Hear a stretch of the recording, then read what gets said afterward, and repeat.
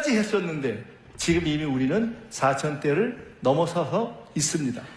이 지금 쭉 올라갔다가 조정 기간을 거쳤는데 제가 바로 직전 어제까지 이거를 이 업데이트 가장 최근 것까지 반영한 것입니다. 4,020. 물론 어려운 점들이 남아 있습니다. 최근 우리 모두가 걱정하는 환율 문제가 남아 있고 특히 수도권에 있어서의 문제가 있는 부동산 문제 등이 있지만 그러나 누구도 부인할 수 없는 것은 전체적인 경제에 있어서의 큰 흐름은 반등되기 시작했다. 경제가 심리라고 하면 결국 가장 본질적인 문제로서 이재명 정부에서 경제가 살아날 수 있을 것 같다, 살려야 되겠다라는 국민들의 마음의 합이 시작된 것이죠. 지난 6개월 동안에 국정에 가장 큰 에너지를 쏟고 국민들이 가장 걱정했던 것은 무엇이냐? 한미 관계입니다. 그 중에서도 한미 관세 협상이죠. 정부를 시작하는 시점에 제가 대통령님과 말씀을 나누다가 이런 말씀을 서로 나눴던 기억이 납니다. 어느 정도 기간 대통령님 오직 이거에만 집중하십시오. 나머지 소소한 거는 그냥 심부름 제가 하겠습니다. 한미 관세 협상이 돌이켜보시면 지금은 그래도 일단 낮기 때문에 조금 낮지만 얼마나 불안했습니까? 경제를 하는 분들이 다 도대체 이게 관세가 어떻게 되는 거냐? 끝나긴 끝날 거냐? 그런 시간이 있었죠.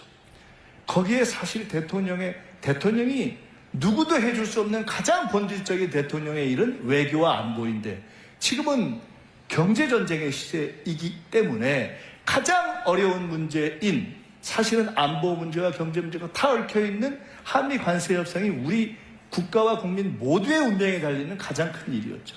근데 이게 타결이 됐는데 여기 아시다시피 워낙 많은 내용이 있기 때문에 그리고 관심 있는 분들이 여러 가지 공부를 했기 때문에 저는 딱 3가지만 말씀드리려고 합니다. 첫째는 상업적으로 합리적인 투자만을 한다. 상업적 합리성입니다. 여러분, 동네에서 싸움을 해도 그렇고 회사 간의 싸움을 해도 그렇고 나라 간의 협상을 하고 경쟁을 해도 그렇고 사실 기본적인 결정은 힘에서 결정이 납니다. 등치 크고 힘이 세면 일단 유리하죠.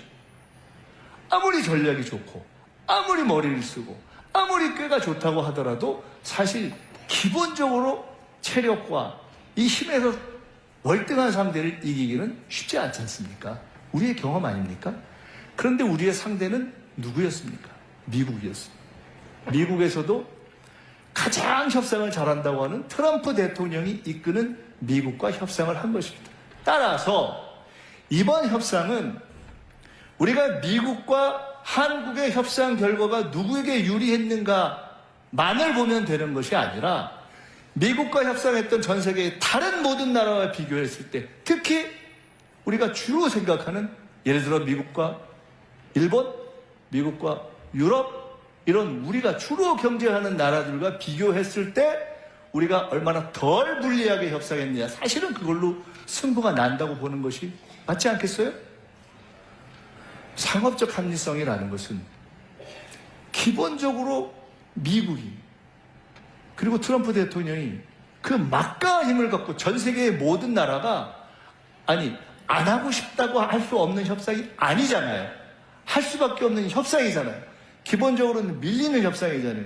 결과가 나오면 누구도 이거는 이 협상하기 전보다 우리는 미국보다 훨씬 유리해졌다라고 이야기하기 어려운 협상 아닙니까?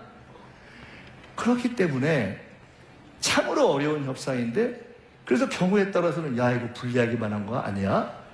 우리가 손해보는 거 아니야? 라고 할 수 있는데 그때 우리가 딱 붙인 우리의 중요한 협상 전략이 있었다. 그것이 바로 상업적 합리성. 쉬운 말로 하면 돈 되는 것만 한다. 미국과 여러 가지를 협상했고 여러 가지 복잡한 결론을 냈는데 그것의 모든 것을 하나의 고가로 우리는 딱 씌운 겁니다. 상업적 합리성. 오케이. 미국이 주도했고 미국이 제기했고 그 협상을 해서 우리가 앞으로 미국이 투자를 원하면 그런 부분을 갖고 투자도 할 것이다. 그러나 우리도 일방적으로 손해보는 일은 결코 안 할 것이다. 상업적 합리성. 돈 되는 것만 하겠다. 이것을 만들어낸 것은 우리의 이번 협상에서 매우 탁월한 결과이다. 두 번째, 이번 협상에서 중요한 것은 마스가 배. 다들 아시다시피 이번에 우리의 조선 역량은 이 협상 전체를 유리하게 이끌어내는 데 있어서 매우 중요한 역할을 했습니다. 이런 이야기를 저희가 했습니다. 충무공 이순신 장군께서 시작한 거북선의 역사로부터 시작된, 어떻게 보면 양무, 호남, 시무국가의 그 원천이 될 수 있을지도 모르는 그때 시작된 우리의 조선 역량. 과거에 정주영 회장이 그랬다는 거 아닙니까? 배 처음 만들 때 거북선 딱 보여주면서 우리가 왜 만들 거예요 이랬다는 거 아닙니까? 근데 그것이 미국이 미국과 중국과 경쟁하는 이 시기에 미국이 가장 필요하고, 근데 미국이 가장 없고, 그런데 한국이 제일 잘하는 바로 그 조선이 딱 우리에게 있었기 때문에 그것을 소위 지렛대로 해서 많은 것들을 해결해낼 수 있었다는 것이 매우 중요한 포인트입니다. 근데 그것을 우리가 협상 초반부터 정확하게 판단하고 여기에 집중하면서 이것으로 협상을 끌고 가야 되겠다라고 판단하는 것이 대단히 탁월한 전략이었던 것이죠. 여기서 하나 생각하고 싶은 것은 대통령께서 이런 말씀을 하셨죠. 이번 한미 관세 협상을 하면서 끝났을 때 뭐라고 하셨습니까? 정말 국력을 키워야 된다라는 생각을 많이 했다. 이제 한미 관세 협상이 끝나고 앞으로 우리가 여러 가지 일들을 해나가는 데 있어서 앞으로는 미국이든 유럽이든 일본이든 중국이든 어느 나라와 우리가 어떤 상황에서 어떠한 협상을 하더라도 반드시 우리가 우위를 점할 수 있는 강력한 그런 경쟁력을 가질 수 있는 우리만의 전략적인 무기를 갈고 닦아야 한다. 조선뿐만이 아니라 그것이 우리 대한국민에게, 대한민국에게 주어진 역사적 과제다. 그런 무기들을 여러 개 가지고 있어야 우리는 당당하게 갈 수 있다. 이것이 두 번째 교훈이라고 생각합니다. 세 번째, 시간입니다. 저는요, 이번 협상을 시작할 때 대통령께서 이 말씀을 몇 번 하셨는데 이게 그렇게 중요한 것일까라고 사실 처음에 느끼지 못했습니다. 저뿐만 아니라 바로 이곳 이 전남 출신의 김용범 정책실장, 광주 출신의 김정관 산업부 장관, 이런 분들이 이번에 정말 탁월한 협상을 했거든요. 끈질긴 협상을 했거든요. 미국 사람들도 놀랄 만큼의 지혜를 발휘했거든요. 근데 그분들이 다 하나같이 하는 얘기가 있습니다. 대통령이 처음 시작할 때 결코 시간에 쫓기지 말아라. 결코 불리한 것에 대해서는 내가 서명하지 않겠다. 깨질 수도 있다는 각오로 버텨라. 라고 딱 처음에 지침을 준 것이 그렇게 어려운 시점에 흔들리지 않고 갈 수 있는 그런 힘이 됐다는 것을 시간이 갈수록 절감하게 됐다는 이야기를 합니다. 우리 박지원 원장님 여기 계십니다마는 국제적인 협상, 특히 미국과의 관계에 있어서 여러 가지를 하면서 해방 후에 우리가 사실은 미국이 그래도 뭘 하자고 하는데 딱 그거를 우리가 버티면서 시간을 끌고 경우에 따라서는 안 할 수도 있다, 깨질 수도 있다라는 각오로 시간을 버티는 것은 실은 쉽지 않습니다. 그렇게 쉽지 않습니다. 이 현실의 정치를 하거나 협상을 해본 분들은 다 아시는 분들이에요. 그런데 대통령이 그 원칙을 딱 가졌던 것, 저는 이것이야말로 세계가 평가할 때 그래도 한국이 어느 정도 이번에 덜 불리한 협상을 해내고 오히려 경우에 따라서는 앞으로 10년, 20년 후에는 마치 한미 FTA를 처음 시작할 때는 한국이 불리할 것이다 라고 했는데 친해놓고 나니까 한미 FTA에서 한국이 더 득을 받잖아요. 그런 것처럼 이번 관세 협상의 결과 10년, 20년 후에는 어쩌면 한국이 미국조차도 결코 함부로 할 수 없는 그러한 강력한 경쟁력을 가진 나라로 가는 데 있어서의 그 기반을 쌓은 최대의 대전략이자 대원칙은 저는 대통령이 실무자들에게, 책임자들에게 딱 원칙적 지침을 준 것, 그것이 가장 큰 것이었다, 이렇게 말씀드립니다. 그리고 지난 6개월은 한마디로 전 세계를 뛴 시간이었습니다. 많은 내용이 있습니다. 이 중에 한 가지만 제가 말씀드릴게요. 원래 예상 안 했는데 들어간 것, 아까 에이펙 말씀하셨는데요. 사실 에이펙이요, 제가 대선 때 집권플랜본부장이라는 걸 내서 앞으로 집권을 하면 100일을 어떻게 하냐 뭐 이런 계획을 좀 짜고 했었는데, 그때 사실 대선에서 승리하기 전에 제일 걱정했던 것 중에 하나가 에이펙입니다. 엉망될 것 같더라고요. 근데 제가 막상 우리가 대선에서 승리한 다음에 이게 총리가 준비위원장인데 제가 총리가 돼가지고 저걸 준비위원장 할 줄은 정말 몰랐습니다. 근데 처음엔 정말 캄캄했습니다.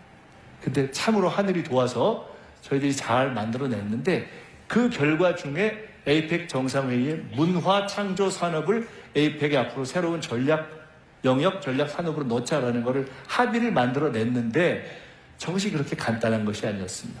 제가 구체적으로 말씀을 못 드리겠지만 참가했던 중에 꽤 힘이 있는 나라들 중에서 상당히 부담스러워한 내용이었습니다. 왜? 에이펙에 아시아 태평양 국가들의 관계에서 앞으로 쭉 협력을 해나갈 때 문화창조 산업을 공동의 어떤 전략적 산업으로 한다면 가장 득을 볼 수 있는 나라가 어느 나라냐? 한국이 되기 때문에 이런 내용들이 하나하나 들어간 것입니다. 여기서 제가 하나만 더 말씀드리고 싶습니다. 대통령이 외교를 잘한다고 생각하십니까? 못한다고 생각하십니까? 잘하죠. 최근에 여론조사를 보면은 이재명 대통령에 대한 국정에 대한 여러 가지 평가가 있는데 그 중에 잘한다고 생각하는 이유 중에 제일 1번이 뭐냐? 외교를 잘한다예요. 근데 이게 너무 이상한 거예요. 이재명 대통령께서 김대중 대통령님처럼 민주화운동을 하다가 망명을 해서 미국이나 일본에서 상당 기간을 계시면서 그렇게 이렇게 외교적 훈련을 한 그런 분이 아니잖아요. 누구처럼 외국에 유학 가서 막 한 유학파도 아니잖아요. 뭐 평소에 외교관계위원회에서 뭐 외교를 오래 갈고 닦은 분도 아니잖아요. 근데 왜 이재명 대통령이 외교를 잘하시지? 저는 사실 잘할 줄 알았습니다. 왜? 당에 계신 분들은 혹시 기억하실지 모르겠어요. 우리가 예상치 못했던 계엄이 일어나고 그래서 대선이 시작되기 전에 그냥 일상 시기에 당시 당 대표였던 이재명 대표께서 거의 매주 빼놓지 않고 한 일정이 하나 있었습니다. 그게 뭐였냐? 서울에 있는 주한 외국 대사들과의 만남이었습니다. 그걸 쭉 지속적으로 했어요. 저는 그때 이분이 준비를 하고 계시구나 이렇게 느꼈습니다. 그냥 흔히 얘기하는 그냥 정치인들, 정치 지도자들, 당대표들이 그냥 의례적으로도 가끔 만나기도 하는 미국, 일본, 중국, 러시아 그런 4강 대사뿐만이 아니라 유럽이나 또는 아프리카나 이런 다양한 국가의 대사들을 지속적으로 만나시는 걸 제가 보면서 준비를 하고 계시구나 이렇게 생각을 했습니다. 준비를 한 것. 그 바탕에는 국가와 국민을 위해서 국정을 맡겠다는 의지도 있었고 책임감도 있었고 그러한 바탕들이 다 쌓여서 저는 지난 6개월 사실 계엄 직후 6월 4일에 우리가 대통령 선거 끝나고 나서 불과 열흘이 되기 전에 첫 해외 정상 외교 활동이 시작됐습니다. 근데 그러고 6개월을 정말 정신없이 달려온 겁니다. 정신없이 달려서 이제 한 12월 중순쯤 돼서 이제 조금 끝나고 일단 외교 끝나고 호흡 조금 가다듬고 숨 좀 돌릴 수 있나 했더니 바로 또 업무 보고를 해가지고 우리를 또 피곤하게 하는 이런 대통령. 그래도 6개월 동안 열심히 했다 이렇게 인정하실 수 있죠? 좀 쪼개서 이제 한번 보겠습니다. 제가 얼마 전에 대통령님하고 같이 있는 자리에서 이렇게 말씀드렸습니다. 장르를 하나 만드셨어요. 무슨 장르에서 넷플릭스보다 재밌는 정치 다큐를 하나 만드셨다고. 완전히 떴다고. 이게 이제는 재미를 넘어서 이제는 교육의 단계까지로 가고 있다고. 여러분, 지금 우리가 국민주권 정부, 또 당에 이재명 대통령 계실 때는 당원주권 정당을 시작하시고, 근데 대통령께서 가장 많이 하시는 말씀이 결국 정치는 국민이 한다. 이것은 우리가 오늘 이 자리에 있는 김대중 대통령께서 하셨던 결국 국민이 하늘이다와 똑같은 것입니다. 이 국민주권의 실험이 시작된 겁니다. 국무회의가 열리고 타운홀 미팅이 열리고 업무 보고가 열리고 이에 대해서 이렇게 표하는 분도 있고 저렇게 표하는 분도 있지만 분명한 것이 있습니다. 이제는 국정은 열렸습니다. 이 열린 방향은 결코 뒤로 가지 않을 것입니다. 더 많이 열릴 것입니다. 이제는 대통령이 회의를 열었고 총리실도 필요한 부분의 회의를 국민에게 공개할 수 있는 것을 열 준비를 하자고 저희는 준비를 하고 있고 각 정부 부처에도 이제는 국민의 관심이 있는 내용들에 대해서 열면서 가자라고 말씀을 하고 있습니다.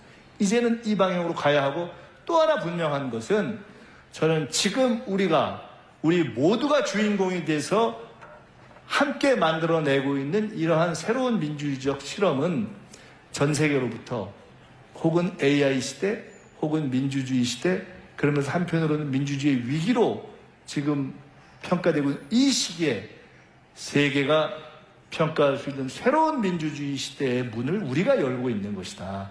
그리고 그것이 K민주주의이고, 김대중 대통령께서 과거 싱가포르의 이광영 수장하고 논쟁을 한 적이 있었습니다. 아시아에선 민주주의가 안 된다. 근데 김대중 대통령 무슨 소리냐? 우리가 민주주의의 전통이 있고 이런 민주주의를 선도할 수 있다. 저는 확신합니다. 지금부터 5년 내에, 그리고 5년 후에 대한민국은 지금 이재명 대통령과 국민주권정부와 그리고 우리 모두가 함께 만들고 열고 있는 이 새로운 열린 민주주의의 실험을 통해서 전 세계에서 미국보다도, 다른 서구 나라보다도, 다른 어느 나라보다도 더 앞서가는 K민주주의, 세계적인 민주주의 선도국가로 갈 것이다. 확신합니다. 이것은 그냥 관념적인 민주주의가 아니라, 여러분, 저는 정치를 쉬었을 때 미국에 가서 잠깐 공부를 했거든요. 그때 제가 이런 생각을 했습니다. 미국의 최대의 수출품이 뭐냐? 전 헌법이라고 생각했습니다. 이제 대한민국의 최고의 수출품이 민주주의가 되는 시대가 올 것입니다. 그리고 그것은 그냥 민주주의의 이념이 아니라 이 AI 시대의 민주주의와 결합해서 AI 시대의 민주주의를 구현하는 다양한 기술적인 능력까지, 기술적인 실험까지, 다양한 시스템까지, 어떻게 정부가 민주주의를 구현하느냐, 어떻게 지방정부가 구현하느냐와 결합된 그러한 다양한 민주주의의 이념뿐만 아니라 산업까지도 발전하게 될 것이다. 이미 그렇지 않습니까? 어떤 나라들은 전자투표 같은 것들을 실험해서 전자민주주의, 전자정부에서 앞서고 그것 자체가 산업이 되고 있지 않습니까? 저는 결국 그런 방향으로 갈 것이다. 이렇게 확신을 합니다. 두 번째입니다. 김대중 대통령께서 아주 두껍게 쓰신 본인의 생전에 정리했던 자서전이 있었습니다. 평생을 정리한 자서전인데 거기에 맨 마지막에 후기가 한 10여 페이지 됩니다. 근데 그 후기에 제일 앞에 한 4페이지 정도가 어떤 내용이냐?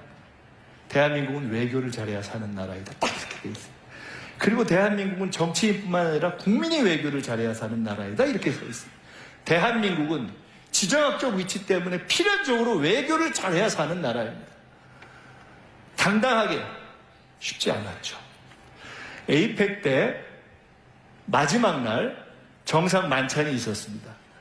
여기서 GD가 공연을 하고 여기서 정상들이 만찬을 하고 쭉 있고 저쪽 방에서 정상들이 대기했다가 들어오는데 마지막 날이어서 대통령님께서 각 정상들이 오시면 악수를 하고 이렇게 안으로 들여보내면 그분들이 잠깐 함께 동반 입장하기 위해서 준비하면서 커피를 마시는 바로 그 대기실에서는 제가 제일 앞에서도 그분들을 이렇게 맞이했습니다.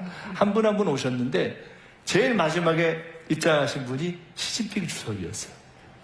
근데 시진핑 주석을 이렇게 뵈니까 진짜 이 체격도 좋고 포스가 있더라고요. 이런 흥미로운 발견을 했습니다. 그 앞에 서 있는 각국 정상들이 들어와 있었는데 시진핑 주석이 딱 들어오시니까 앞에 있던 정상들이 각자 이렇게 자유롭게 하다가 그래도 시진핑 주석하고 악수를 한 번 더 하려고 이렇게 쭉 하는 그 자연스러운 그런 분위기가 형성되더라고요. 간단치 않죠. 이 힘이죠. 미국의 트럼프 대통령처럼 중국의 시진핑 주석처럼 그 국가의 힘이 갖는 그러한 자연스러운 결과 아니겠습니까? 그런데 여러분 아시다시피 우리 대통령이 시진핑 주석 앞에서 참으로 당당하게 그러면서도 여유있게 참으로 자연스럽게 할 이야기를 다 하고 그러면서도 그 내용을 만들어내서 우리가 잘 풀어지지 않던 문화, 다시 공연, 이런 문제까지도 풀어내는 그러한 모습을 보지 않으셨습니까? 트럼프 대통령하고는 어땠습니까? 트럼프 대통령이 그렇게 쉽게 칭찬자를 안 하지 않습니까? 트럼프 대통령이 참으로 격찬하는 그러한 결과를 만들어내지 않았습니까? 내용도 있고 최대한 절제하고 예우하지만 그러나 비굴하지 않게 보이면서 우리 국민들이 충분히 자부심을 느낄 정도의 모습을 갖추지 않았습니까? 일본 총리와는 어땠습니까? 일본과의 관계가 쉽지 않지 않습니까? 그런데 이재명 대통령이 처음으로, 보수 대통령들도 그렇게 안 했는데 미국 가기 전에 일본부터 가서 일본 총리 만나고 미국 대통령 만나고 그러면서 한미일 관계를 다 풀어버리지 않았습니까? 일본이 문제가 많죠. 현재까지 우리와 외교적인 쟁점이 많습니다. 일본이 우리와 풀지 못하는 문제 중에 예를 들어 위안부 정신부 내 문제 같은 것이 있죠. 일본의 역대 수상 중에 고노 외상이라는 분이 있었습니다. 김대중 대통령 때 고노 외상이죠. 아버지 고노 요헤이, 아들은 고노 타로. 아버지도 외상, 아들도 외상. 그 아들 고노 외상이 저와 한 20, 30년 된 친구입니다. 그 아버지 집에도 같이 가서 자고 그랬습니다. 총리 임명장을 딱 받는 날 마침 임명장 받고 쫙 차 마시고 있는데 전화가 왔어요. 보니까 고노 전화예요. 그러니까 일본에 있는 고노 외상 전화가 왔다고. 제가 전화를 받았더니 첫 질문이 너무 궁금한 거예요. 야, 대한민국 대통령이 일본과 외교를 앞으로 잘 풀어간다고 하는데 진짜냐? 그게 너무 알고 싶은 거예요. 그때 제가 이렇게 얘기했습니다. 진짜다. 우리는 역사적인 원칙성, 즉 역사에 있어서 원칙은 훼손하지 않는 것을 지키면서 그러나 외교적인 연속성, 외교 자체는 흔들리지 않는 그런 연속성을 함께 조화롭게 지혜롭게 조화시켜 나갈 것이다. 정말 그렇게 할 거냐. 그 이후의 결과는 현재까지 그런 상태로 되고 있습니다. 우리가 풀어야 하는, 제가 언젠가 김대중 대통령님께서 은퇴하신 후에 동교동으로 찾아뵀을 때 한번 이런 말씀을 드려봤던 적이 있습니다. 김대중 대통령님의 햇볕 외교는 한마디로 얘기하면 미국, 일본, 중국, 러시아 다 잘 지내자는 거 아닙니까? 맞다 그러시더라고요. 우리는 반드시 우리 주변에 있는 나라들, 미국, 일본, 중국, 러시아, 미국, 중국, 일본, 러시아, 북한까지 포함해서 우리의 운명이 얽혀있는 나라들과 굳이 더 나쁘게 지낼 이유가 없는 것 아닙니까? 이걸 어떻게 하면 좀 더 좋게 만들 것인가의 지혜를 발휘해야 하는 것 아닙니까? 그것을 당당한 모습으로 풀어낸 것, 저는 그것이 지금까지 6개월 동안 우리가 가진 외교의 가장 큰 성과가 하나가 아닌가 이렇게 생각을 합니다. 동의하시죠?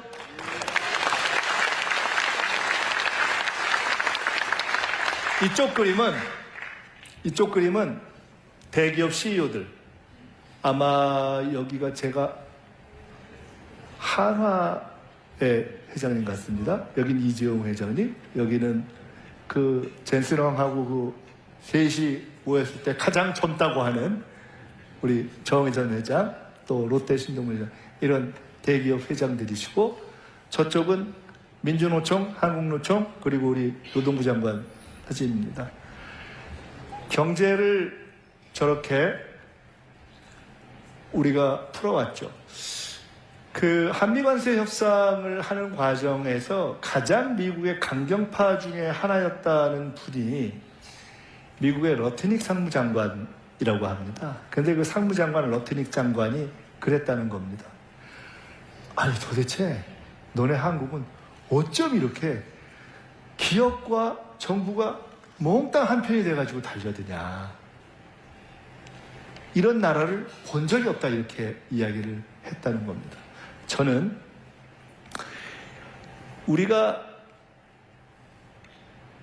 그간 경제를 이끌어오고 또는 경제정책을 써온 데 있어서 여러 가지 측면이 있지만 가장 중요한 모습 하나는 바로 이 투명성이라고 생각합니다. 한미관세 협상을 하는 과정에서 이런 기사들이 많이 난 걸 보셨을 겁니다. 대통령이 혹은 1대1로 혹은 1대4로 대기업 회장들을 많이 만났습니다. 그런데 10년 전, 20년 전이었다면 많은 사람들이 혹은 언론이 아유 저 정부가 또는 대통령이 저 대기업 CEO들하고 만나서 뭔가 골방에서 뭐 좀 이상한 짓 하는 거 아니야?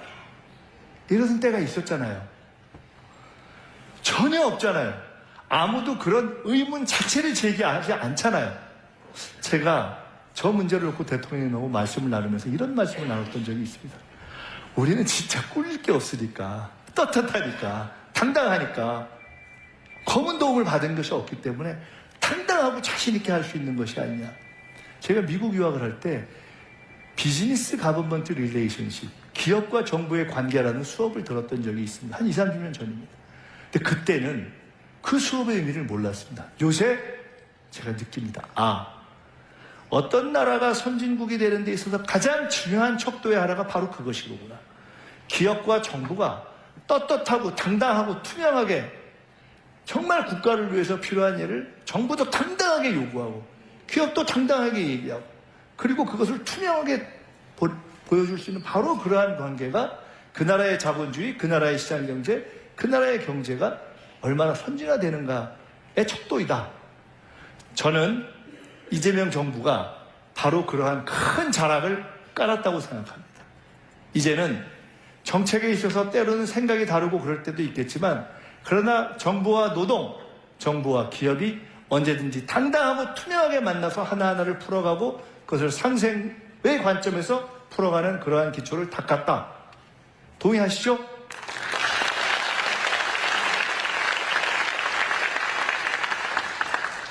그렇게 해서 우리는 미래를 준비해가고 있습니다. 제가 당에 있을 때 대선을 준비하면서 ABCD 그때 제가 만들었던 조어 중에 하나입니다. 지금 우리가 그것을 새 정부가 이제 출범해서 하나하나 실제로 실현해 가고 있습니다. A, AI, B, 바이오, C, 컨텐츠 앤 컬처, D, 디펜스, 방사, E, 에너지 이것들을 다 해나가고 있습니다. 하나하나 해나가고 있습니다.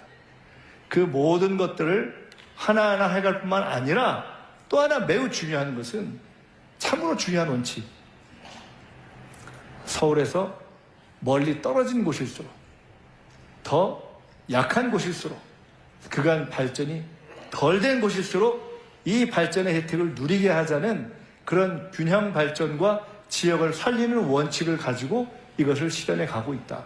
바로 그러한 것들 하나하나가 예산에도 담기고 바로 이곳 전남의 도청에 바로 이곳에 현수막에 담겨있는 내용들로 하나하나 구현되고 있는 것이 아닌가 이렇게 생각을 합니다. 여기서 또 하나 중요한 말씀을 드리고 싶습니다. 이 모든 미래를 향한 우리가 새로운 전략을 펼쳐가는 중심에 우리는 앞으로 문화국가, 원래 백범 김구 선생이 꿈꿨던 문화국가를 이루어가려는 하는 내용들을 담아가고 있습니다. 대선을 하기 전 12월 말 1월 초쯤이었나요? 이런 말씀을 대통령님하고 나눴던 기억이 납니다. 앞으로 국가 비전이 뭐가 돼야 되는가? 저는 그때 말씀드리길 백범 김구 선생이 꿈꿨던 지금 세계가 한류 시대니까 진짜 문화국가를 궁극적인 비전으로 삼아야 되지 않겠습니까? 대통령께서 전적으로 공감한다고 말씀하시면서 그러나 지금은 성장과 민주주의가 워낙 훼손되어 있는 시기이기 때문에 우선 지금은 성장과 민주주의 회복을 우선해야 한다. 성장 국가이다. 그리고 우리는 궁극적으로 문화 국가로 나아가야 한다. 그래서 우리는 모든 정책을 펼침에 있어서 이 문화적 기초를 중시하면서 그걸 깔고 있습니다. 사실은 이 문화 국가로 오는 이 과정에는 우리가 존경하는 김대중 대통령이 깔았던 그 기초부터 시작해서 쭉 이 민주 진영과 민주 정치 세력이 담겨 이 실현해 왔던 그런 정책들의 기초가 있는 것이죠. 개대헌도 있고. 이 마지막 그림이 마지막 사진이 어떤 사진인지 아시나요? 국중박 아닙니까? 국중박. 이번에 사실은 에이펙을 하는 과정에서도 우리 유홍준 국립중앙박물관 관장님 도움을 많이 받았는데요. 제가 이 과정에서 우리 유홍준 관장님께 국중박에 저렇게 사람들이 어마어마하게 모이는 의미를 몇 가지 들었는데 그걸 꼭 여러분께 전해드리고 싶습니다. 첫째, 지금 우리나라 국중박이 전 세계 박물관 가운데 넘버 4 안에 듭니다. 뉴욕, 런던의 대형 박물관, 파리의 루브르 박물관 등등 있죠. 근데 중요한 차이가 있습니다. 그 나라들은 거기에 있는 내용물들의 상당 부분이 자기 게 아니야. 다 식민지를 가졌던 나라들 아닙니까? 거기서 가져온 것이 대부분 아닙니까? 우린 그런 게 없잖아요. 두 번째, 전 세계에 100여 개가 넘는 박물관의 관장들이 쭉 한국에 오면 제일 부러워하는 게 있답니다. 일본을 포함해서. 그건 뭐냐면, 일본도 그렇고 전 세계 어느 나라도 젊은 사람들이 박물관을 찾는 경우가 없다는 겁니다. 저렇게 젊은 사람들이 줄 서서 있는 나라가 없다는 거예요. 그냥 다 어르신들이 주로 간다는 게 너무너무 부러워한다는 겁니다. 이러한 힘, 이러한 문화국가의 꿈을 저희가 아까 말씀드렸던 A, B, C, D, E를 해가면서 저희들이 하나하나 그 기반에 담으려고 노력하고 있습니다. 한 가지 더. 이번에 에이펙을 하면서 느낀 것이 있습니다. 에이펙을 해서 경주는 사실 우뚝 섰습니다. 경주가요, 어느 정도냐면은 KTX 경주가 하는 편을 아마 증편을 한다면 증편한 숫자만큼 꽉꽉 차서 내릴 정도로 많이 갑니다, 이제는. 저는 사실은 이번에 제가 에이펙을 하면서 경주를 10번을 갔는데 이쪽에 경주에 재발견을 한 거죠. 그리고 시작할 때 끝난 뒤에 경주를 찾는 관광객의 숫자가 확실하게 늘지 않는다면 에이펙은 실패다. 저는 이렇게 생각하고 준비를 했습니다. 근데 확실하게 는 거죠. 근데 에이펙이 끝난 뒤에 저는 어떻게 생각하냐. 이제 우리 포스트 에이펙으로 가야 된다. 포스트 에이펙의 핵심은 뭐냐? 문화와 관광인데 사람들이 서울에 오죠. 그러면 서울 또 어딜까요? 부산? 제주? 그 정도 그래도 많이 가는 데 아니겠습니까? 거기 말고 지방으로 어디를 가느냐. 그 두 번째, 세 번째, 제2의 경주, 제3의 경주를 만들어내야 되는 거죠. 경주까지는 어느 정도 된 것 같습니다. 제 요새 제일 큰 관심사 중에 하나는 제가 총리로서 국가관광전략회의의 의장이기도 한데 에이펙 저번에 한번 했고 이제 곧 준비하려고 하고 있습니다. 제일 관심 갖는 것은 호남에서는 어디지? 충청에서는 어디지? 일단 경주 이상으로 서울에 왔다가 서울에서 끝내는 것이 아니라 서울에 왔던 한류의 팬들이 찾는 곳을 만들어내야 한다. 반드시. 그 제2의 거점들을 한 군데씩을 적어도 만들어내야 그 다음에 다른 지방으로 확산할 수 있다. 라는 생각을 아주 절실하게 하고 있습니다.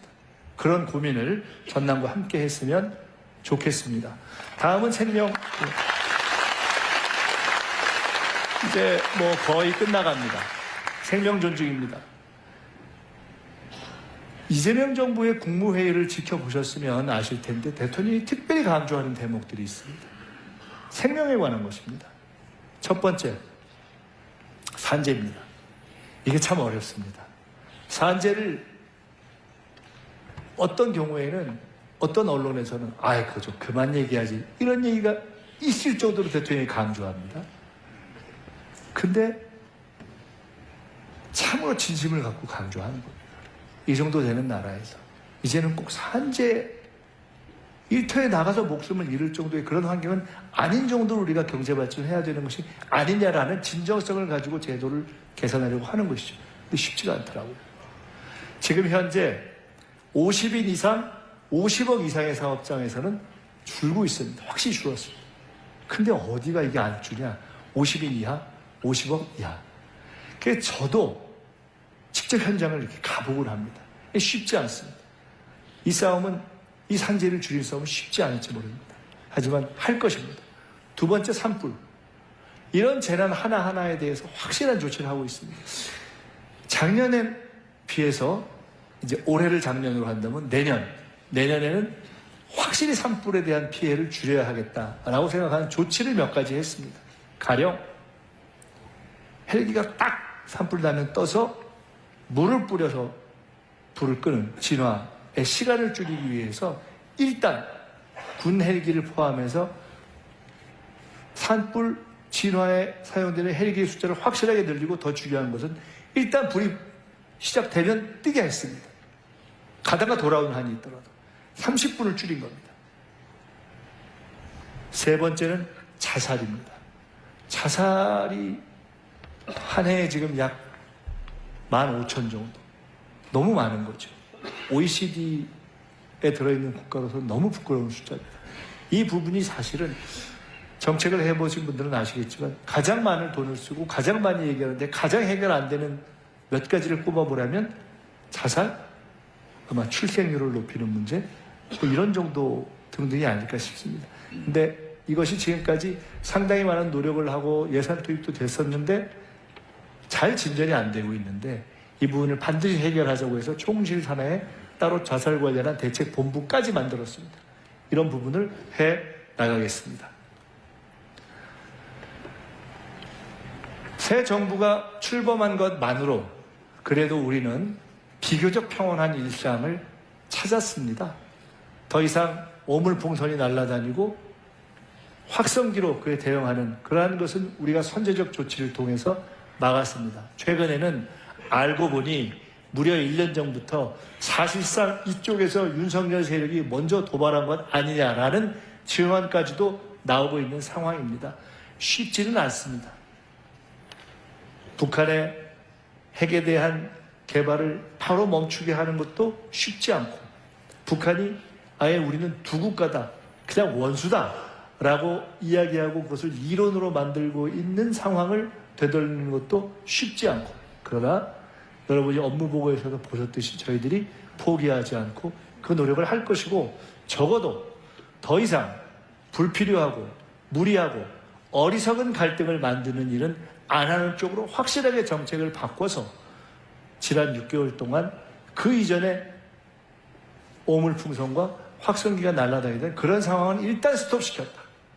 이 스톱시킨 위해서 우리가 꾸준히 노력을 더 해가겠다. 그리고 이 노력을 더 해가는 데 있어서는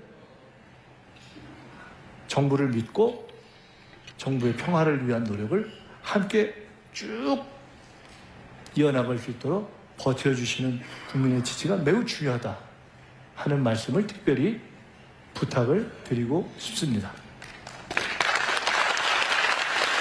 제가 지금까지는 비교적 우리 이렇게 하고 있어요, 앞으로 괜찮을 거예요, 전망도 괜찮을 것 같습니다 라는 얘기를 중심으로 드렸습니다.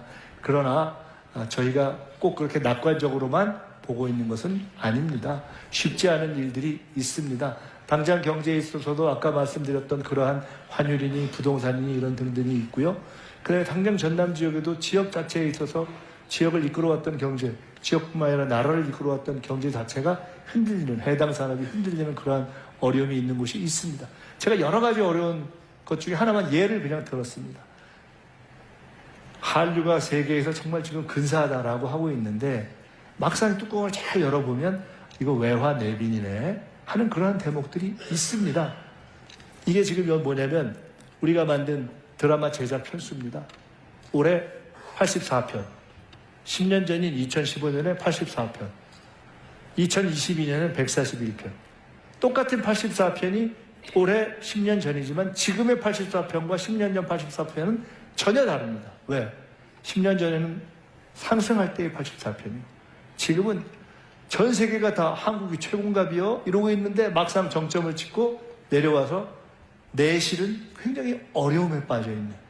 실제로 돈은 넷플릭스가 벌고 제주는 한국이 제주만 부리고 있다라고 평가되는 이러한 구조적인 어려움이 있습니다. 이것뿐만이 아니죠. 많은 부분에서 우리는 이 변화의 시기에 겉으로 보기엔 괜찮지만 조금 방심하면 한순간에 뒤집힐 수도 있는 그러한 여러 가지 위험 요인들을 안고 있습니다. 방심하면 안 된다라는 것을 놓치지 않고 그 위기의식을 갖고 가겠습니다. 이제 마칠 때입니다. 사실은 아까 여기 올라오기 전에 의원님들 같이 계실 때 우리 잠깐 말씀드렸습니다만 오늘 아침에 제가 이 자리에 오기 전에 진도를 들렸다 왔습니다. 진도에 고성초등학교라는 초등학교가 저희 외 중조부님이 지으신 학교거든요. 거기에 우리 박지원 의원님의 천치께서 1회시고 박 의원님 몇 회시라고요? 23회시라고 가지고 여기 들렸었습니다. 저희 어머님이 그 민가협이라는 단체의 초대 회장이신데 어머님이 지금보다 훨씬 정정하실 때도 왔다 가셨고 저도 몇 년 전에 왔다 갔는데 최근에 좀 궁금해 하셔서 한번 이쪽 오게 되면 들렸다 가라 이렇게 하셨습니다. 그런 애정이랄까 뿌리랄까 뭐 굳이 따지면 그런 어떤 뭐 그런 것이 있죠. 제게. 근데 그런 어떤 개인적인 애정, 뿌리, 연고, 호남의 혼자다 이런 걸 떠나서 제가 이 말씀을 좀 드리고 싶습니다. 이재명 대통령님께서 호남에 대한 애정이 진짜 찐입니다. 찐. 제가 그거를 너무 잘 압니다. 너무 잘 압니다. 그 얘기를 여러 번 했어요. 대한민국의 어디에라고 대통령이 애정이 없겠습니까? 많은. 저는 이재명 대통령께서 호남에 대해서 갖는 애정 내지는 마음은 어찌 보면 어려운 사람들 또는 어려운 지역이 가져왔던 불이익을 극복하는 정치를 하고 싶다라는 그러한 정치관을 가진 분이잖아요. 그런데 아마 호남에 대해서도 그런 민주주의를 만들어 왔고 국가에 늘 어려울 때 근간이 되었고 바탕이 되어 왔지만 실은 경제적으로는 전체적인 평균적으로 볼 때 상당히 낙후의 어떤 불이익을 감수해 왔던 그 지역이 이 변화한 시대에 있어서 제자리를 잡고 더 나아가서 우뚝 서야 한다는, 그리고 그것에 무언가 기여하고 싶다는 그러한 마음이다라고 저는 느껴지는 대화를 여러 번 했습니다. 정말로 호남이 잘 돼야 된다. 그래서 이제는 우리가 호남이 없으면 나라가 없다라는 그런 정신적인 자부심 또는 독재의 시대의 민주주의의 성지로서의 어떤 그런 자부심, 김대중이라는 위대한 대통령 지도자를 만들어냈던 그러한 자부심, 이 나라의 유일한 민주정당인 민주당을 지탱해왔던 그러한 지역으로서의 자부심을 넘어서 이제는 변화하는 시대에 정말 미래의 근간으로서 탈바꿈해야 할 때가 됐다고 생각합니다. 물이 들어왔습니다. 이제 물이 들어왔기 때문에 노를 저어야 할 때가 됐다 이렇게 생각합니다. 그 내용들이 아까 우리 지사님께서 말씀하셨던 것처럼 딱 통합대학교 국립의대 설립 하나만 빼고 저걸 아까 말씀 주셨으니까 같이 노력을 하시자고요. 사실은 아까 A, B, C, D 말씀드렸지만 뭐니 해도 A, B, C, D 중에 압도적으로 중요한 것이 A 아닙니까? AI에 이제 죽고 사는 거 아닙니까? 근데 그 AI의 어떤 심장을 이곳에 갖다 놓는 건 아닙니까? 국가 AI 컴퓨팅 센터를 포함해서 재생에너지 수소, 농업의 AI 전환, 이 모든 것의 실험의 거점들이 저는 바로 이거 전남으로 내려왔다. 그것이 정책적 뒷받침도 될 것이고 예산으로도 이미 실현되고 있고 대통령의 관심과 이 정부의 애정으로도 실현되고 있다. 그리고 이 정부가 실현해 나갈 많은 정책들을 실제로 현실로 만들어 나갈 정책의 곳곳에 이 지역 출신의 많은 탁월한 관료들이, 공무원들이, 공직자들이 일하고 있다. 그런 점에서 정부와 또 지방정부와 함께 우리는 새로운 전남의 대부흥을 만들어갈 때가 됐다. 이렇게 말씀드립니다. 마치겠습니다. 제가 처음 시작할 때 대통령께 우리 여기 안 계시지만 응원 한번 하고 시작하시죠 라고 말씀드렸는데, 여러분 우리는 대통령 제 나라잖아요. 대통령이 정말 중요합니다. 제가 그 생각을 정말 많이 합니다. 아니 이렇게 대통령이 중요한데 지난 시기에는 도대체 나라가 어떻게 돌아갔지? 어떻게 돌아갔을까? 상상이 안 가는 거예요 정말. 그게 안 돌아간 거죠. 대통령이 고민을 해야 되잖아요. 나라 어디로 끌고 갈 것인가 고민을 하고, 대통령이 열심히 하니까 저희 같은 사람도 긴장하죠. 긴장 안 할 수가 없습니다. 정말로 긴장하고 더 책임을 갖게 되고 더 공부하려고 하고 그렇게 합니다. 제가 그럴 때 장관들은 어떻겠습니까? 각 공공기관의 장들은 어떻겠습니까? 일선 공무원들은 어떻겠습니까? 업무 보고를 하니까 다들 와서 이야기를 해요. 밤새 공부한다는 거예요. 정말 이게 다들 이렇게 열심히들 하는데, 저는 어제 금융위 공정위 업무 보고를 할 때 제가 금융위 공정위 관계자들에게 이렇게 얘기했습니다. 이렇게 화끈하게 금융위 공정위가 시장 질서를 바로잡는 일을 하겠다는 걸 밀어주는 대통령을 만나기가 어려울 수 있다. 남아있는 기간 동안에 진짜 국가의 질서를 제대로 바로잡자 하는 각오로 일하자, 이런 얘기를 했습니다. 앞으로 처음에 제가 넷플릭스보다 재미나는 젠플릭스다 이렇게 얘기했는데, 이 모든 것의 주인공은 결국 우리 국민, 우리 합계가 될 것입니다. 그리고 대통령은 집단지성에 대한 확고한 믿음이 있습니다. 지난 총선 전에는 어떤 분들은 5년이 너무 길다 뭐 이렇게 했는데, 요새는 사람들이 5년이 너무 짧다 이러는 거 아니에요? 야, 이거 막 더 했으면 좋겠다 이런 분들도 있는 거 아니겠습니까? 네.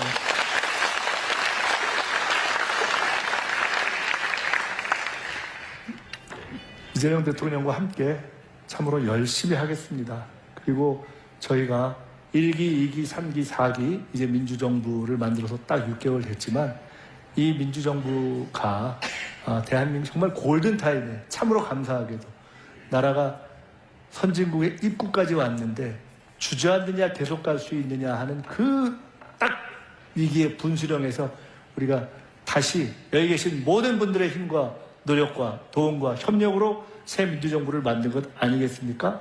이것을 성공시키는 것은 그냥 이재명 대통령 개인의 노력으로 되는 것도 아니고, 제가 옆에서 돕는다고 해서 될 수 있는 것도 아니고 하기 때문에 더 열심히 생중계 보시고, 더 열심히 댓글도 보시고, 분명한 게 하나 있어요. 댓글은 정부에 있는 장관 누구보다도 대통령이 더 꼼꼼히 다 보십니다.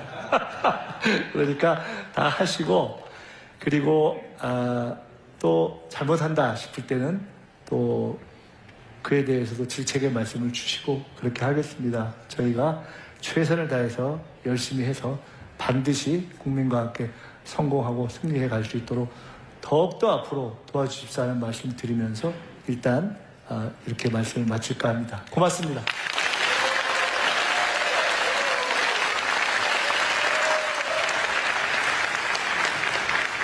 아니, 앉으세요. 왜 그러세요? 앉으시고요.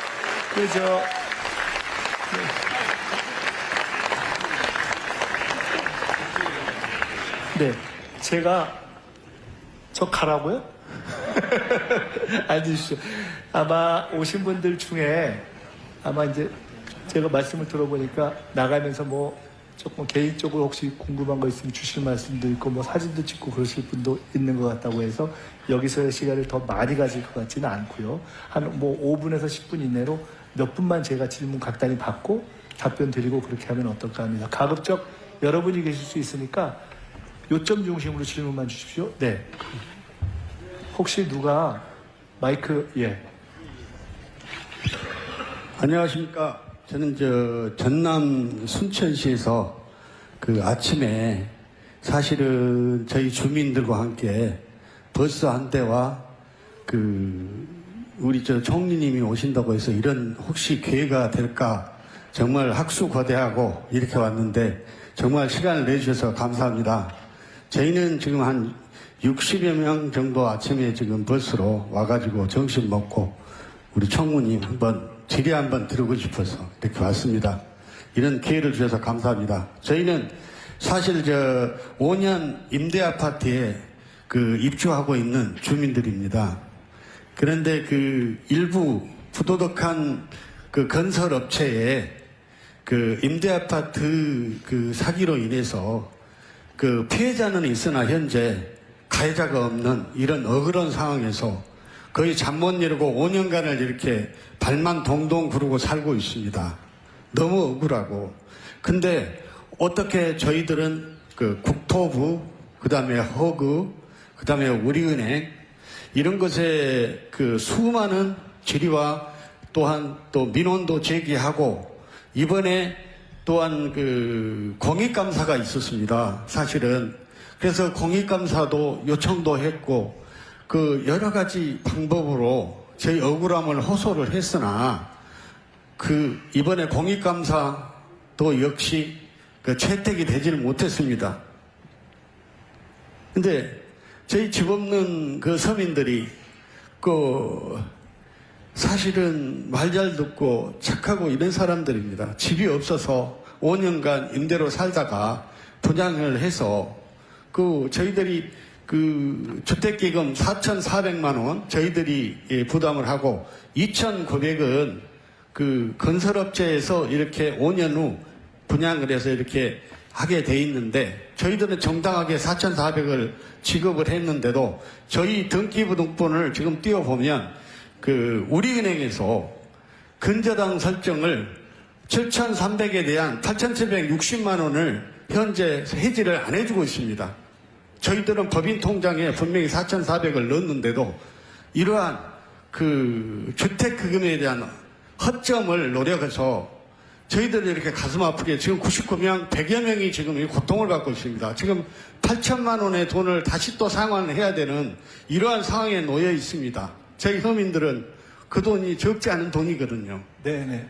총리님, 예. 이 일을 꼭 저희들을 좀 돌봐주십시오. 네, 감사합니다. 예. 제가 지금 순천에서 오신 거죠? 순천에서 제가 여기 오는 과정에서 들었습니다. 전혀 약간 내용은 다른데 일종의 전세 사기처럼 사실은 이제 임대에서 분양으로 넘어가는 과정에서 발생한 사기로 인한 피해를 지금 받으신 건데 제가 아마 여기 지금 들으시는 분들은 내용을 잘 모르실 수 있을 것 같고 하기 때문에 따로 거기 대표분들을 우리 김문수 의원님 계시죠? 예. 좀 소개를 해주셔서 따로 이렇게 말씀을 좀 듣고 하는 자리를 가져서 좀 달리 상의를 좀 하도록 하겠습니다. 네네. 그렇게 하겠습니다. 예. 그렇게 해주십시오. 네.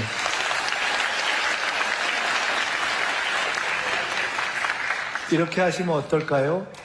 여기 꽤 많이들 계셔서 나가는 과정에서 또 뭐 인사도 하시고 해야 테니까 지금 손든 분 한 서너 분 되시는 것 같습니다. 간단하게 하시면 한꺼번에 제가 모아서 답변 드리겠습니다.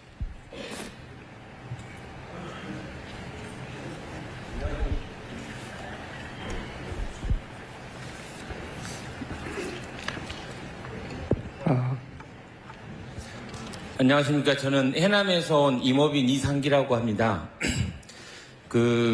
국민의 정부고, 국민주권 정부인데, 지금 5국 3특 정책이나 아니면은 지방 분권 강화를 위해서 우리 임업인들이 조림이나 쑥갓고기 하는 예산을 지방으로 밀어내고 있습니다. 이게 내려야 될 부분들이 있긴 하지만 아직 지방으로 내리기 어려운 부분들이 있다고 저희 임업인들은 강력히 문제 제기를 하고 있습니다. 이 부분에 대해서 한 번 더 검토해 주셨으면 좋겠습니다. 네, 그 다음에 요 앞으로 잠깐만요. 네, 이 앞에 두 분 하시면 될 것 같습니다.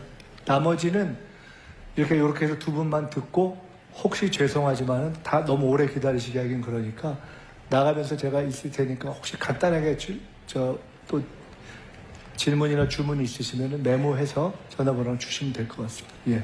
예, 총리님 수고하셨습니다. 국민주권 정부 때문에 사는 맛이 납니다.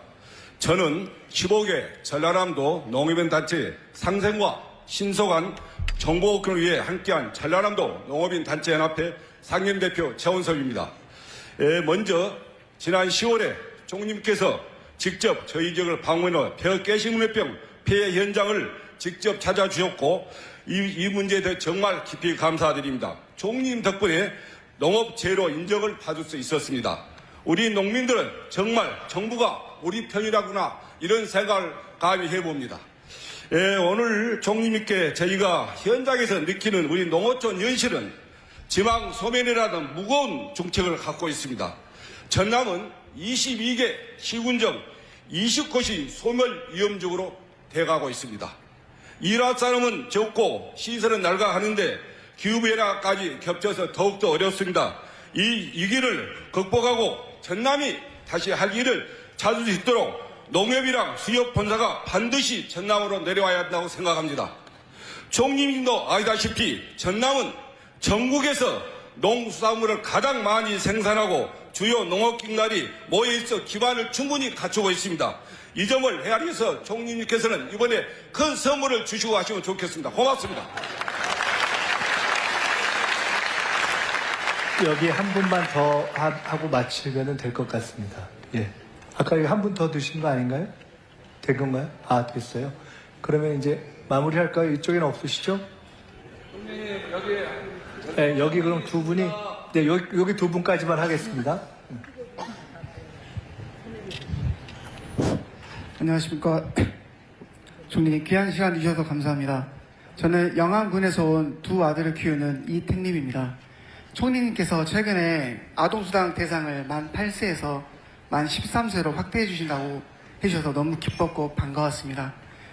다만 아동수당이 월 10만 원이다 보니까 돌봄비나 교육비 부담을 덜기에는 좀 부정한 게 현실인 것 같습니다. 저희 전남에서는 올해부터 출생 기본소득을 월 20만 원씩 18세까지 주고 있는데 이 좋은 제도를 국가적인 제도로 정책을 해주시면 어떨까 하는 생각에 건의를 드리고 싶었습니다. 감사합니다.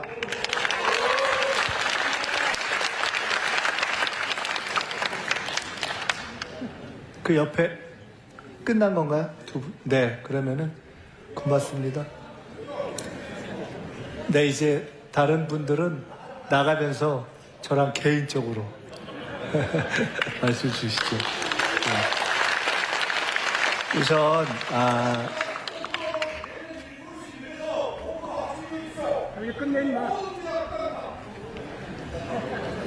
네, 우선 아까 순천은 아까 말씀드렸던 대로 김문수 의원님 통해서 제가 따로 총실에서 뵙도록 하겠습니다. 임업에 대한 아까 말씀 주신 것은 제가 잠깐 말씀드려서 사실 구체적으로 정확하게 어떤 내용인지 잘 모르겠어요. 조금 정리해서 나중에 나갈 때 연락해서 좀 자세히 말씀 주셨으면 좋겠습니다. 벽계 시무니병은 말씀처럼 사실 저는 그 벽계 시무니병 을 재해로 인정해야 된다고 했을 때 사실 좀 정부가 부담스러워했습니다. 저도 좀 모르는 거여서 부담스럽더라고요. 근데 이거 알지도 못하고 그러는 건 좀 잘못인 것 같다 싶어서 가서 보고 막상 현장을 보니까 이게 의미가 있겠다 싶어서 그래서 재해로 인정된 것이 다행이라고 생각하는데 실제 그거를 산정하고 하는 과정에서는 상당히 어려움이 있는 분들이 있다는 내용도 또 듣고 있습니다. 그래서 앞으로 하여간 현장을 중시하면서 더 이렇게 문제를 하나하나 해결해 가겠다는 말씀을 드리고요. 지금 농협 수협 말씀하셨는데 지금 최근에 충남 대전 그 통합 문제도 최근에 이제 아주 급물살을 타고 논의가 확산되고 있는데 그런 논의가 나오는 큰 배경 중에 하나 대통령께서도 그 문제에 대해 상당히 확고한 생각을 갖고 계신데 이게 수도권 서울의 부동산 문제도 그렇고 이게 지금 이런 방식으로 가서 도저히 문제가 해결될 수 없다는 생각을 강하게 갖게 됩니다. 균형 발전의 문제, 지방을 살리는 문제 등등에 있어서 그러한 연장선 위에서 그런 어떤 충남 대전의 통합 이런 문제도 나오는 것이다 하는 말씀을 별도로 설명을 드리면서 이후에 2차 공공기관 등등의 이전 문제를 저희들이 적극적으로 검토를 할 것입니다. 그때 주신 말씀들을 포함해서 저희들이 함께 국회도 있고 당도 있으니까 의논해 가도록 하겠습니다. 끝으로 그 주신 말씀 중에 출생기본소득을 이렇게 전국적인 것으로 확산시켜 가자 하는 것에 대해서는 당연히 그런 생각을 가지고 있고요. 그렇게 할 수 있도록 여러 가지 지금 실험을 하고 확대를 하는데 저희들이 최대한도로 그 속도감 있게 그걸 늘려나가서 이렇게 늘리다 보면 그것이 전체적인 국가 정책으로까지 발전할 수 있지 않겠는가 이렇게 생각을 합니다. 그 질문 주시고 답변 드리는 시간이 조금 짧아서 아쉽긴 하지만 아까 말씀처럼 제가 나가서 인사드릴 때 혹시 좀 개별적으로 전달하시고 싶은 말씀이 있으면 그렇게 듣도록 하겠습니다. 오늘 제가 드렸던 말씀을 한마디로 종합하면 이겁니다. 여러분이 도와주셔서 그래도 새로운 민주정부, 4기 민주정부, 국민주권정부가 출범할 수 있었습니다. 그리고 지난 6개월 정말 숨가쁘게 달려왔습니다. 부족한 점 있지만 그래도 큰 어려움 몇 가지를 해결해 내오고 있습니다. 더 열심히 하겠습니다. 그러나 그것은 대통령 혼자만의 힘으로 되지 않습니다. 지금까지 그랬듯이 더 단단하게, 더 힘있게, 더 따뜻하게 대통령과 정부를 일할 수 있도록 도와주십시오 하는 말씀을 드리겠습니다. 감사합니다.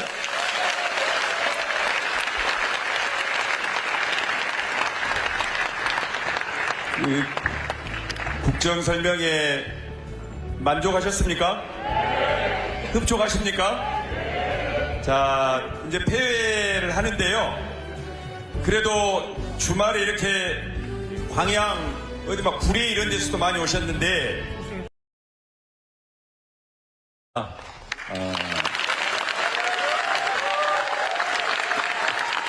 총리님을 모시고 이렇게 첫 국정보고회를 우리 전남도청에서 한 것은 처음 있는 일이어서 대단히 정말 기쁘게 생각하고, 특히 지금 국민주권정부 출범 한 6개월 만에 이렇게 오신 우리 총리님께 뜨거운 감사의 말씀을 드리고, 저 2층에서도 오신 분도 열렬히 환영해 주고 계시는데 감사의 말씀을 드립니다.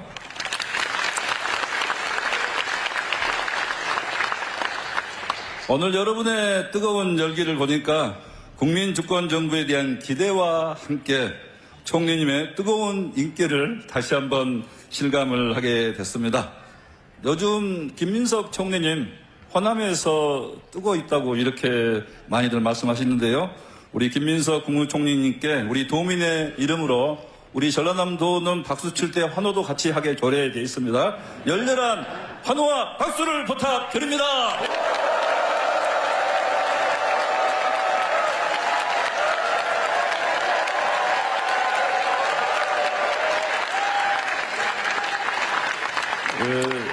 총리님, 역대 지금 이렇게 큰 환호소리를 들어본 적이 처음입니다. 역시 큰 인기를 실감을 합니다.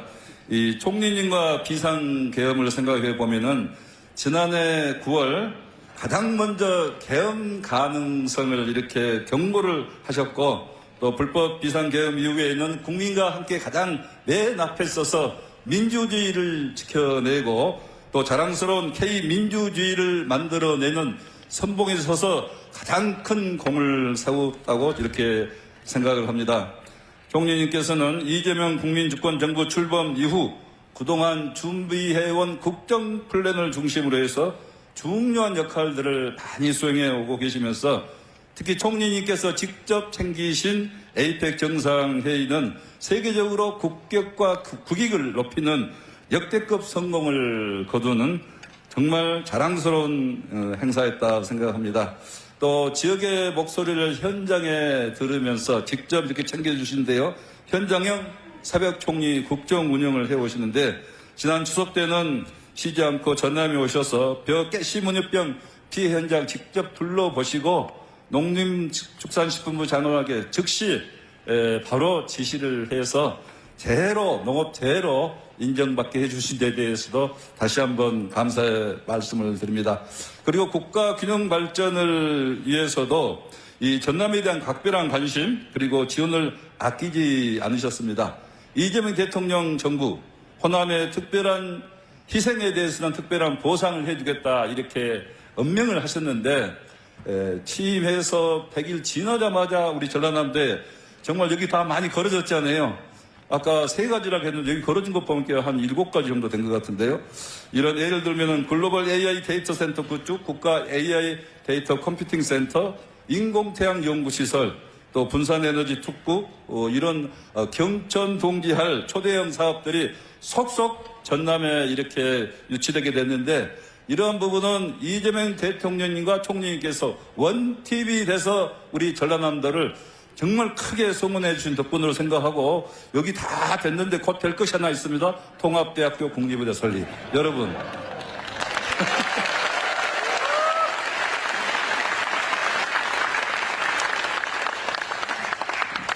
그리고 우리 총리님은 어머님의 애가가 진도인 전남의 손자로서 또 김대중 대통령님을 옆에서 가까이에서 보좌하면서 정치의 길을 함께 했던 각별한 인연이 있습니다. 그래서 오늘 총리님 이 국정 설명회를 김대중 강당에서 모시게 된 것도 정말 뜻이 깊다 생각을 하고요.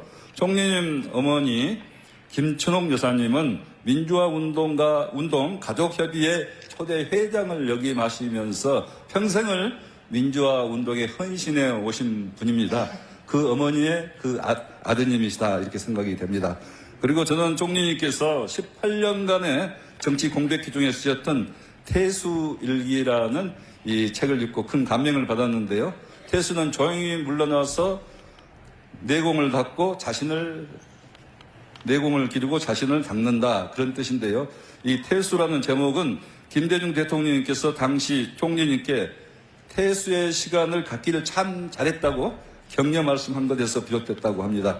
이 태수 일기를 통해서 국내의 정세와 또 국정에 대해서 통찰력뿐만 아니라 인간 김민석 이 내면을 더욱 이해할 수 있게 된 좋은 책이었습니다. 이런 태수 시간들이 있었기에 큰 국가적 고난을 가장 앞장서서 몸으로 해결하시고 국민주권정부 새벽 총리로 오직 국민들만을 위해서 헌신하고 계십니다. 여러분 바쁜 국정 일정 중에도 이렇게 전라남도를 찾아주신 김민석 국무총리님을 김민석 새벽 총리님을 뜨거운 박수로 다시 한번 앞으로 소개합니다.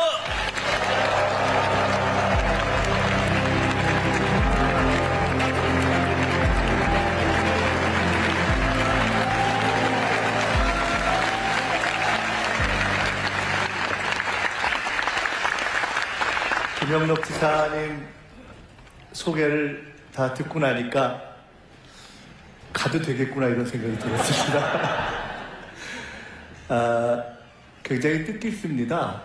제가 김대중 강당에서 사실은 민주정부 4기에 이제 김대중, 노무현, 문재인을 이어서 이재명 대통령, 이재명 정부의 첫 6개월이 이제 지나가는 시점에 국정보고회를 하게 된다는 것이 가슴이 떨릴 만큼 사실은 뭉클합니다.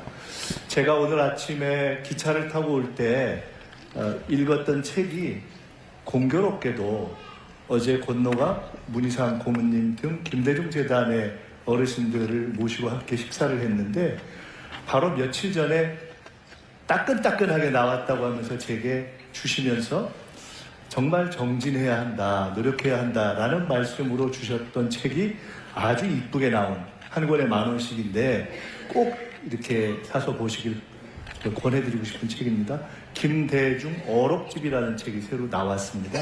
근데 제가 첫 페이지, 둘째 페이지를 읽고 잠시 덮어놓고 생각을 이렇게 했습니다. 굉장히 가슴에 와닿는, 평소에도 늘 가슴을 울리는 내용들인데 우리가 사랑하고 존경했던 김대중 대통령이 첫째는 정말 쉬지 말고 공부해야 한다라는 말씀, 그리고 이 국민을 하늘같이 섬겨야 한다는 그 내용으로 시작하는 어록집을 이렇게 읽으면서 저는 스스로 여기 우리 존경하는 영원한 청년 박지원 우리 의원님이 계시지만 박지원 의원님처럼 저도 스스로를 김대중 사람이다 이렇게 생각하면서 30대 김대중 대통령님께서 대통령이실 때 현직 대통령과 총재를 겸하실 때 총재 비서실장으로 정치를 배우면서 지금까지 오는 그래서 저의 정체성으로 삼고 있는데 김대중 강당에서 이렇게 말씀을 드릴 기회를 얻게 되니까 참으로 뭉클하다라는 말씀을 드리고 싶습니다. 게다가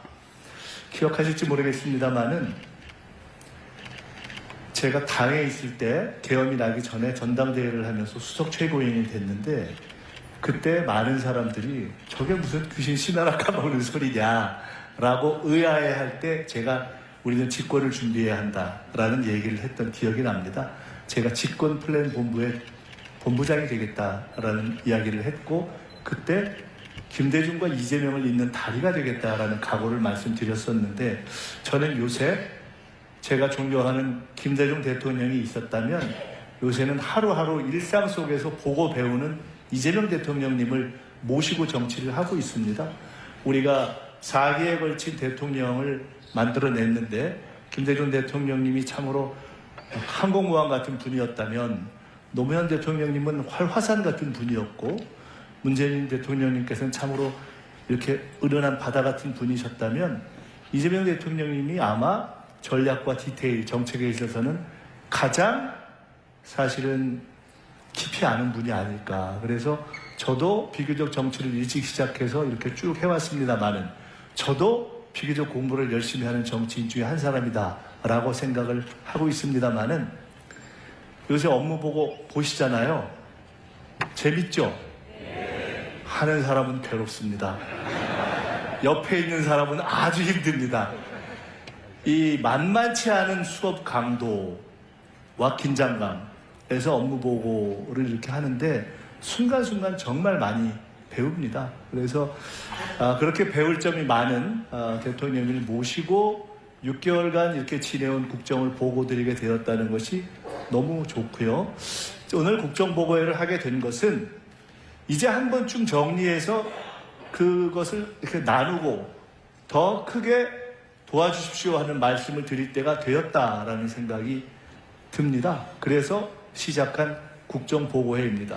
아까 개헌 말씀을 하셨는데 사실은 제가 돌이켜보니까 1년 전보다 조금 전에 아무리 봐도 윤석열 씨와 그 세력들 저 사람들이 계엄을 할 것 같다 뭐 이런 얘기를 한 적이 있지 않습니까? 그때만 해도 다들 아유 저희 약간 맛이 갔구나 이러면서 안 믿으셨지 않습니까? 근데 그게 맞았잖아요. 그래서 제가 어쩌다가 맞습니다. 근데 제가 여기 오늘도 딱 보니까 또 하나 이거 대략 맞을 것 같다는 제가 진단을 하나 하게 될 것 같습니다. 여기 계신 분들은 모두 이재명 대통령을 돕고 이재명 대통령을 찍고 그리고 민주정부를 만들어내자라는 마음을 가지고 지금까지 오신 분들인 것 같습니다. 맞죠? 오늘 자리는 그런 여러분들과 함께 그런 국민 여러분께 저희가 6개월간 이렇게 달렸습니다 하는 보고를 드리는 시간이다 이렇게 생각해 주셨으면 좋겠습니다. 워낙 이제 모든 것이 공개되어 있는 시기이기 때문에 세세한 말씀보다는 우리가 기억할 만한 굵직굵직한 말씀들을 이렇게 중심으로 말씀을 드리겠습니다. 제가 생각하기에는 김민석이가 이뻐서 오셨다기보다는 저희가 함께 중심으로 이제 국정을 이끌고 계시는 이재명 대통령의 국정을 응원하자 하는 마음에서 다 오셨다고 생각이 되기 때문에 일단 이 자리에는 안 계시지만 우리 이재명 대통령께 박수 한번 쳐드리면서 시작하면 어떨까요?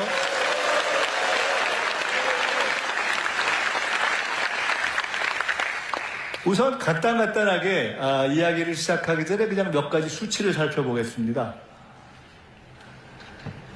성장률, 경제가 어떻게 돼가느냐? 여러분 이게 제로, 그러니까 0입니다. 이 밑으로 가면 마이너스죠. 이 마이너스를 완전히 바닥을 기었던 시기가 윤석열 시기입니다. 그런데 이게 마이너스에서 딱 꺾어져서 다시 올라가기 시작한 시간이 언젠가 기억을 되돌이켜 보시면 윤석열 탄핵이 결정됐던 시점. 정말 나라가 암울해 보인다 하는 시점에서 탄핵이 딱 결정된 시점부터 우리에게는 새로운 희망이 생기기 시작했던 것이죠. 경제에서 잠재 성장률이라는 게 있습니다. 쉽게 이야기한다면 내 체격에, 우리나라 체격에, 지금 정도의 키에, 지금 정도의 펀치력을 가지고 우리가 정상적으로 뛰면 어느 정도 펀치를 날릴 수 있겠느냐, 어느 정도 체력을 발휘할 수 있겠느냐, 그것을 한국 경제가 지금 기본을 가지면 발휘할 수 있는 성장률이라고 해서 흔히 잠재 성장률 이렇게 이야기하죠. 근데 사실 지금 대한민국은 우리의 기본 체력에 맞는 잠재 성장률도 발휘하지 못했다.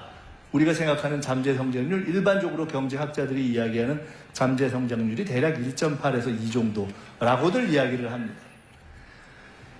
마이너스로 갔던 한국 경제가 회복되기 시작해서 이제 경제학자들이 혹은 한은에서 혹은 IMF에서 분석하고 전망하기를 내년에는 1.8, 이제 우리는 우리 키와 우리 체격과 우리 체중에 맞는 정도로 뛸 수 있는 정도로 회복될 것 같다. 조금 더 긍정적으로 보는 분들은 저게 한 2까지도 갈 수 있겠다 이렇게 분석을 하고 있는, 종합적으로 얘기하면 우리는 이제 적어도 수치상으로는 반등을 시작한 거죠. 이것은 소비심리입니다. 100이 가운데입니다. 100보다 낮으면 야 이거 영 아닌 것 같아. 100보다 높으면 좀 괜찮아질 것 같아. 경제학자들한테 여쭤보니까 6가지의 변수를 종합해서 소비심리를 종합한다고 하더라고요. 내가 더 쓸 것 같아. 남이 더 쓸 것 같아. 경제가 어떻게 될 것 같아. 이것이 종합돼서 지금은 최초로 소비심리가 지난 몇 달간 쭉 올라와서 110대까지 올라와 있습니다. 코스피 추이는 사실 더 말씀드리지 않아도 될 것 같습니다. 윤석열 정부 시기에 2000대에서 그냥 왔다 갔다 횡보를 하고 버벅거리던 것이 우리가 지난 대선 때 기억하시면 5천을 목표로 하겠다, 중장기 목표로 하겠다고 했을 때 많은 언론인, 특히나 야당 등에서는 비판을 넘어 비난까지 했었는데 지금 이미 우리는 4천대를 넘어서서 있습니다. 이 지금 쭉 올라갔다가 조정기간을 거쳤는데 제가 바로 직전 어제까지 이거를 이 업데이트, 가장 최근 것까지 반영한 것입니다. 4020. 물론 어려운 점들이 남아 있습니다. 최근 우리 모두가 걱정하는 환율 문제가 남아 있고 특히 수도권에 있어서의 문제가 있는 부동산 문제 등이 있지만, 그러나 누구도 부인할 수 없는 것은 전체적인 경제에 있어서의 큰 흐름은 반등되기 시작했다. 경제가 심리라고 하면 결국 가장 본질적인 문제로서 이재명 정부에서 경제가 살아날 수 있을 것 같다, 살려야 되겠다라는 국민들의 마음의 합이 시작된 것이죠. 지난 6개월 동안에 국정에 가장 큰 에너지를 쏟고 국민들이 가장 걱정했던 것은 무엇이냐? 한미관계입니다. 그 중에서도 한미관세 협상이죠. 정부를 시작하는 시점에 제가 대통령님과 말씀을 나누다가 이런 말씀을 서로 나눴던 기억이 납니다. 어느 정도 기간 대통령님 오직 이거에만 집중하십시오. 나머지 소소한 거는 그냥 심부름 제가 하겠습니다. 한미 관세 협상이 돌이켜보시면 지금은 그래도 일단 낮기 때문에 조금 낮지만 얼마나 불안했습니까? 경제를 하는 분들이 다 도대체 이게 관세가 어떻게 되는 거냐? 끝나긴 끝날 거냐? 그런 시간이 있었죠. 거기에 사실 대통령이 누구도 해줄 수 없는 가장 본질적인 대통령의 일은 외교와 안보인데 지금은 경제전쟁의 시대이기 때문에 가장 어려운 문제인 사실은 안보 문제와 경제 문제가 다 얽혀있는 한미 관세 협상이 우리 국가와 국민 모두의 운명에 달리는 가장 큰 일이었죠. 근데 이게 타결이 됐는데 여기 아시다시피 워낙 많은 내용이 있기 때문에, 그리고 관심 있는 분들이 여러 가지 공부를 했기 때문에 저는 딱 3가지만 말씀드리려고 합니다. 첫째는 상업적으로 합리적인 투자만을 한다. 상업적 합리성입니다. 여러분, 동네에서 싸움을 해도 그렇고 회사 간의 싸움을 해도 그렇고 나라 간의 협상을 하고 경쟁을 해도 그렇고 사실 기본적인 결정은 힘에서 결정이 납니다. 등치 크고 힘이 세면 일단 유리하죠. 아무리 전략이 좋고 아무리 머리를 쓰고 아무리 꾀가 좋다고 하더라도 사실 기본적으로 체력과 이 힘에서 월등한 상대를 이기기는 쉽지 않지 않습니까? 우리의 경험 아닙니까? 그런데 우리의 상대는 누구였습니까? 미국이었습니다. 미국에서도 가장 협상을 잘한다고 하는 트럼프 대통령이 이끄는 미국과 협상을 한 것입니다. 따라서 이번 협상은 우리가 미국과 한국의 협상 결과가 누구에게 유리했는가만을 보면 되는 것이 아니라 미국과 협상했던 전 세계의 다른 모든 나라와 비교했을 때, 특히 우리가 주로 생각하는 예를 들어 미국과 일본, 미국과 유럽, 이런 우리가 주로 경쟁하는 나라들과 비교했을 때 우리가 얼마나 덜 불리하게 협상했느냐, 사실은 그걸로 승부가 난다고 보는 것이 맞지 않겠어요? 상업적 합리성이라는 것은 기본적으로 미국이, 그리고 트럼프 대통령이 그 막강한 힘을 갖고 전 세계의 모든 나라가 안 하고 싶다고 할 수 없는 협상이 아니잖아요. 할 수밖에 없는 협상이잖아요. 기본적으로는 밀리는 협상이잖아요. 결과가 나오면 누구도 아, 이거는 이 협상하기 전보다 우리는 미국보다 훨씬 유리해졌다라고 이야기하기 어려운 협상 아닙니까? 그렇기 때문에 참으로 어려운 협상인데, 그래서 경우에 따라서는 야, 이거 불리하기만 한 거 아니야? 우리가 손해보는 거 아니야? 라고 할 수 있는데, 그때 우리가 딱 붙인 우리의 중요한 협상 전략이 있었다. 그것이 바로 상업적 합리성. 쉬운 말로 하면 돈 되는 것만 한다. 미국과 여러 가지를 협상했고 여러 가지 복잡한 결론을 냈는데, 그것의 모든 것을 하나의 고가로 우리는 딱 씌운 겁니다. 상업적 합리성. 오케이. 미국이 주도했고 미국이 제기했고 그 협상을 해서 우리가 앞으로 미국이 투자를 원하면 그런 부분을 갖고 투자도 할 것이다. 그러나 우리도 일방적으로 손해보는 일은 결코 안 할 것이다. 상업적 합리성. 돈 되는 것만 하겠다. 이것을 만들어낸 것은 우리의 이번 협상에서 매우 탁월한 결과이다. 두 번째, 이번 협상에서 중요한 것은 마스가, 배. 다들 아시다시피 이번에 우리의 조선 역량은 이 협상 전체를 유리하게 이끌어내는 데 있어서 매우 중요한 역할을 했습니다. 이런 이야기를 저희가 했습니다. 충무공 이순신 장군께서 시작한 거북선의 역사로부터 시작된, 어떻게 보면 양무호남 시무국가의 그 원천이 될 수 있을지도 모르는 그때 시작된 우리의 조선 역량. 과거에 정주영 회장이 그랬다는 거 아닙니까? 배 처음 만들 때 거북선 딱 보여주면서 우리가 왜 만들 거예요 이랬다는 거 아닙니까? 근데 그것이 미국이 미국과 중국과 경쟁하는 이 시기에 미국이 가장 필요하고, 근데 미국이 가장 없고, 그런데 한국이 제일 잘하는 바로 그 조선이 딱 우리에게 있었기 때문에 그것을 소위 지렛대로 해서 많은 것들을 해결해낼 수 있었다는 것이 매우 중요한 포인트입니다. 근데 그것을 우리가 협상 초반부터 정확하게 판단하고 여기에 집중하면서 이것으로 협상을 끌고 가야 되겠다라고 판단하는 것이 대단히 탁월한 전략이었던 것이죠.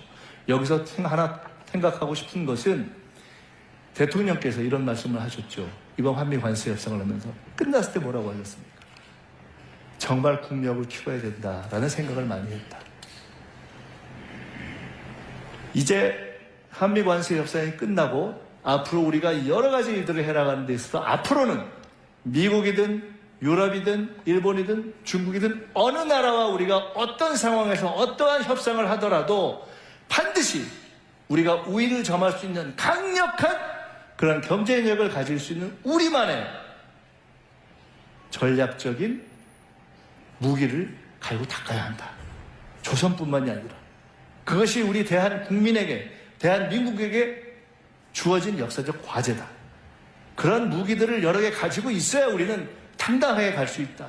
이것이 두 번째 교훈이라고 생각합니다. 세 번째, 시간입니다.